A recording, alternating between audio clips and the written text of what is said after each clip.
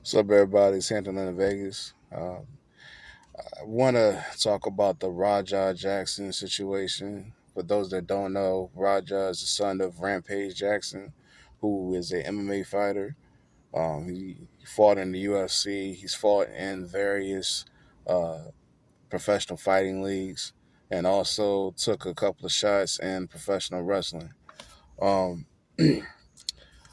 just recently over the weekend, Raja was at a indie circuit show. It's owned by Rikishi from WWE, the Usos, and Solo father. He has his own wrestling organization, and in that organization are his students and other passerby wrestlers that go and work his shows. Apparently, Raja, he's a MMA fighter, and also he is a streamer. And I noticed that a lot of streamers are in the circuit these days in terms of entertainment and being, in my opinion, overexposed, because a lot of times they carry over in different events and different things that it don't always match up. And I give you a perfect example. Uh, there was a streamer, I Show Speed, that showed up at the Royal Rumble, know nothing about wrestling, just showed up in some like regular clothes, and basically uh, got speared, which was a kind of like it's supposed to be a work spear, where it's held back or protected, but obviously it was speared for real.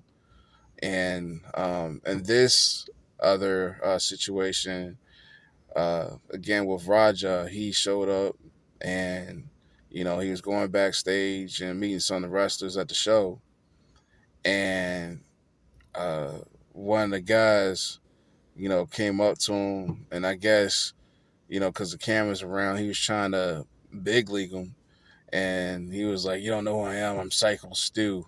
He said, "Nah, hell no, I don't know you." So then Psycho Stu took a can and crushed it against his head. And Raja, rightfully so, took offense to that. And I thought this is stupid because from I've never been in the professional wrestling business, but I've researched it, just from many years of following and listening to different conversations that I've heard online and talking to people that actually have been in the business. First and foremost, when you have a situation where there's what's called a non-worker, which is most of the time a casual fan like you and I, you don't do anything that's um, what they call a work or a action that's within the business without smartening the person up. And nobody smartened this kid up about anything. He openly said that he wasn't a fan of professional wrestling, so he's not familiar with the concept of a worked angle where you could do something like that. Nobody talked to him about an angle. He just smashed a can over Rogers' head, which is stupid because you have to explain to him first of all how to take that correctly. Also, the fact that you got to get permission, and it's a sign of respect for both parties to let them know instead of just doing that. So the guy that what I'm gonna get into that got assaulted, he he FAFO, you know, messed around and found out, you know. So what ended up happening? Psycho Stewart tried to apologize. You know, Roger got upset. They got into it. It had to be separated.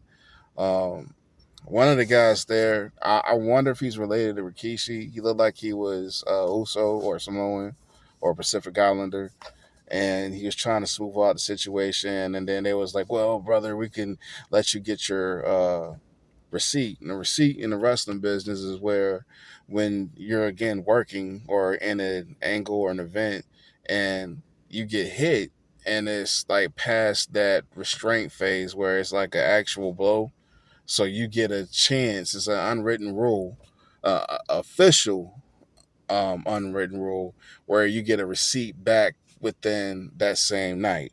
So they told the kid like, "Hey, you get your lick back. You know, you can fuck him up." You know what I'm saying? Without smarting the guy up again. You know, this guy may know how to throw a real punch, but he doesn't know how to throw a working punch. So in his mind, he's not a fan of wrestling. And he said that because I think he said, I don't know if it was his brother or a friend of mine, a friend of his, where he said, "Well, I can, try to get something with WWE where I could show up and maybe they could sign him, and just for him saying that, that's not how that usually works because, no offense to him, his father is the bigger name, and without his father, nobody, is getting signed for anything. You know what I'm saying? They got, kids that are sons and daughters celebrities that has been in the wrestling business that don't automatically go into WWE. That's a whole other video for another time. But the point is, later that night, Psycho Stu had a match, and the kid Rajah, he was going along, but he was paying attention to because he was live streaming the whole thing. That's another thing. Well, remember when I said at the beginning of the video of the streaming, uh, you can't be paying attention to these comments, man, on social media because it will mess your mind up. And he's an impressionable kid. Obviously, if you've seen his videos, his father's like really rough with him, makes fun of him. That's I guess that's his way of like fatherly, toughen him up. But it appeared to me when he starts saying that I'm not going to be a such and such B word. Um, my father's not going to, think that I'm that. That tells me that there are some issues that he has, that stems from that. Not saying that Rampage is a bad father, but there's obviously some issues that stem from that. And then also from the comments that he had coming. So the thing is, the dude for about an hour was just reading through the comments. Then he starts saying, "I'm gonna f this guy up. I'm gonna f this guy up." So now he's been building up anger. So when Stu got into the ring and it was his time to Rogers' time to jump in, he jumped in there and he just picks the dude up. Did a backward soup. No, actually, it was a high angle spine buster. And the spine busters, when you pick somebody up, and you lift them high in the air and you slam them, on their back. Again, he doesn't know how to work. So this was a real slam. And the thing is, nobody took the time. Nobody, none of the wrestlers, not Rikishi himself, nobody took the time to make sure this kid had any kind of training to throw a working punch, to throw a working slam. And he just went for natural instinct and started willing to do it. It was 22 punches, not working punches, because the way he was punching, you could just tell that, he was hitting them for real. And dude was knocked out, from the original slam. So then you got the guys to jump in the ring, and then it took like 3 or 4 guys. And then here's another thing. Back in the days, like from what I understand, if you go back, I say from 2009, I say 2007, all the way down to the territory days and like the 80s, like the early 80s, 70s, and 60s. If something like that were to happen where somebody was supposed to do a work and they went and did a shoot, which is they went in business for themselves, or they threw real punches when they weren't supposed to, um, that kid would have got messed up because the kind of guys they had in the business then were also stretchers, guys that practice martial arts. They were actually real athletes, not guys that looked like they did CrossFit and they put on some tights to call themselves professional wrestlers. Not guys like the guy that got knocked out, who, I mean, he may be in the military, but that was years ago, and dude was way out of shape. I mean, he looked like he couldn't, bust a grape in a fruit fry. You know what I'm saying? Like, he looked like the dude that's a security at some redneck bar that has like maybe 20 to 30 people on a busy Friday night. You know what I'm saying? Like, no threat at all, really. to somebody that's in shape and has some training behind them. So when you see the other wrestlers struggle to restrain this kid looks like he's probably like 5'10", maybe 185 pounds soaking wet. And you got to have three or four guys restrain him. Like seriously. Now, don't get me wrong. The kid is raw. I've seen him fight in the ring. He actually, is a fighter. But what I'm saying is, back in the days, they had guys that were brolic dudes that had legitimate wrestling backgrounds, mixed martial art backgrounds that you really didn't want to see in the street. You know what I'm saying? Like, I give an example, like a guy like Haku, or slash Ming, a dude that was known for his hands. You can even go to Mr. Perfect. He was also Rick Rude. These were guys that actually were legitimate athletes that had some sort of training and, were legitimate. A lot of these guys that's wrestling, they're not. And that's why a lot of people tell it off, because a lot of these guys, no disrespect to people that are in the wrestling business, are nerds. You know what I'm saying? So, like, everybody's wrong in this situation. Rajah was wrong because he let peer pressure, commit basically, assault and battery, and some people might consider it attempted murder.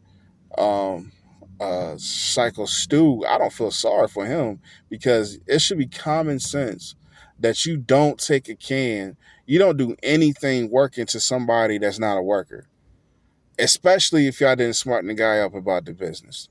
Like, that's irresponsible on everybody. The promotion, the wrestlers there. How you gonna tell somebody that has nobody asked him in the video, do you have any experience? Even his father, Rampage, um, the guest spots that he had in wrestling were very brief. At best, he might have been a special enforcer. And if he wrestled in the match, it was a tag match where he did like a, one or two spots at the most. And he wasn't that deep into wrestling. And this kid was already admittedly not a wrestling fan. So why did y'all have him there, streaming? What was the purpose of this? Well, to get more views, to get more attention? Because you accomplished that goal, but then you sacrifice the legitimacy of the business where you got goofy stuff like that going on. And then what made it worse, one of the guys that struggled to restrain him was running his mouth like he was about to do something. You know what I'm saying? And it was just putting gas and fire and mixing it up, and it was just a hot mess. And now, they saying that he's like recovering in a hospital. Rajah might end up having to get charges or whatnot. All that good stuff. I don't know. But all I'm saying is this: everybody was wrong. I feel sorry for nobody. And, we just got to do better, man. It should be common sense to make sure that if anybody is performing or appearing, if there's any working activity, to ensure that you smarten them up if they haven't been smartened, and to make sure that they had some training. So that's my time. It's Hampton Vegas. Uh, Everybody, I hope y'all have a good night.